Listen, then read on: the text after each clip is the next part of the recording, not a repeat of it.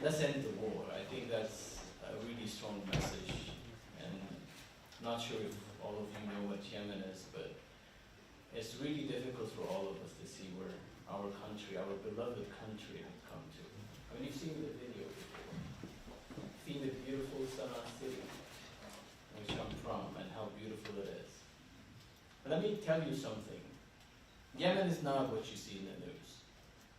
It's not that bloody war and mines and tragic, horrible pictures of children and poor people. Yemen is full of treasures.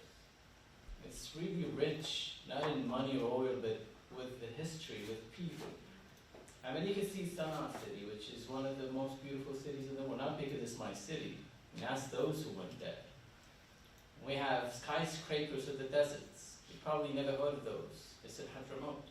Been there for hundreds of years, before Chicago or even Manhattan. We have Socotra. That's a treasure in itself. An isolated island for millions and millions of years. It's actually a sort of continent, but a little one. It's got many treasures of so many biodiversities and plants. I mean, the dragon blood tree. That would make the Game of Thrones something else. I mean, it's magical. And it really, really touches our heart to see our country like this.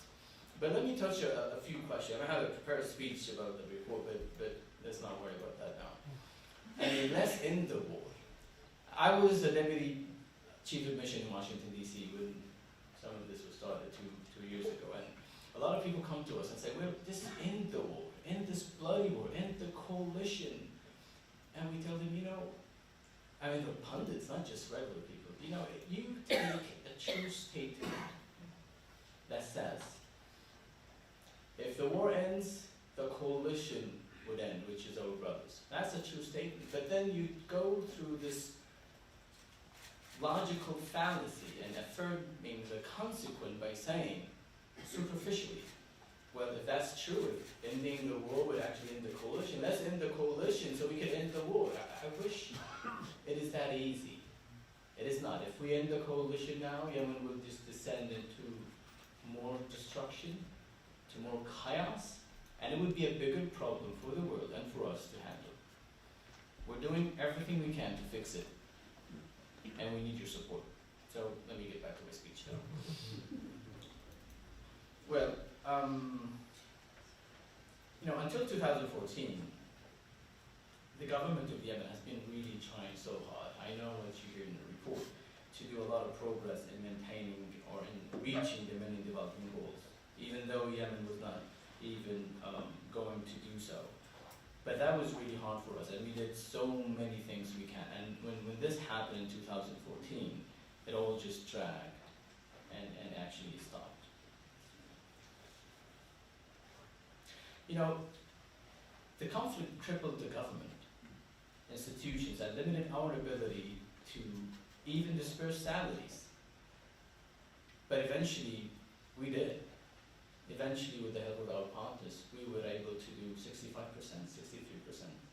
And that was something not easy to do. You know, in spite of the potential circumstances for which we operate, and we had in Aden before a month, the government had released the first physical budget, and that was really not an easy thing to do since the beginning of the violent war in 2014.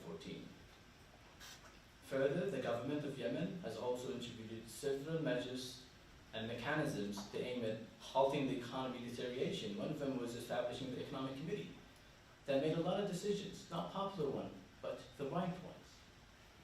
You probably hear of 75 trillion, and I know you know all about 49 one as well, but these are really extremely important ones that we need to put to cut oil supplies for the Houthis, to cut the smuggling through the data, to do a lot of right things. You need to do a lot of unpopular things. People don't understand that. You just see the results, but you don't know what's behind them, and that's really hard to do. I'm not going to go into history, but you know, if this great country hadn't really taken unpopular decision back in 1865, where unpopular president made,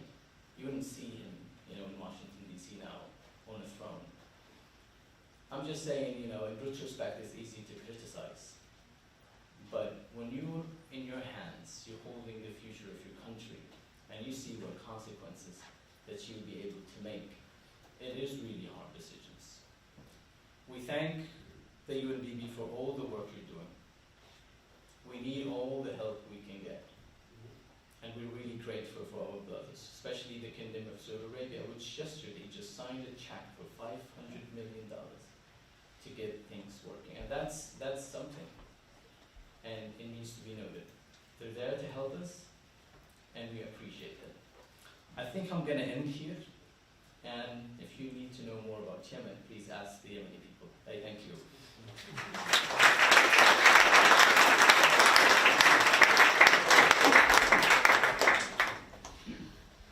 Thank you so much, Foreign Minister. I am very glad, in fact, that you went off script and spoke as you did from the heart. I also have visited Yemen and can say that just before the war, I found it to be a country of both physical treasures and treasures in its people, just as you said. Thank you for your comments. I'd like to now ask our members of the panel to discuss, to start to make their way up to the